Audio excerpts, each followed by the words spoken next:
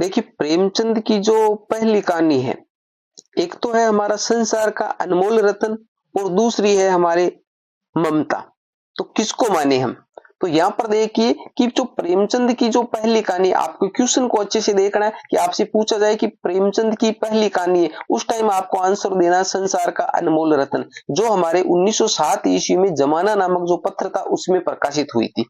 और फिर ये जो है वो नवाब राय के नाम से लिखी गई थी उर्दू में। जो प्रेमचंद की पहली कहानी थी वो नवाब राय के नाम से उर्दू में लिखी गई थी और जमाना नामक पत्र में प्रकाशित हुई थी। और प्रेमचंद नाम से जो रचित कहानी है वो है ममता, जो 1908 ईस्वी में प्रकाशित हुई थी। तो अब आपको क्वेश्चन को अच्छे से समझना है कि क्वेश्चन में क्या पूछा गया। आपसे पूछा जाए कि प्रेमचंद की पहली कहानी कौन सी है, तो आपको करना है संसार का अनमोल रतन, जो 1907 ईस्वी में जमाना नामक पत्र में प्रकाशित हुई थी।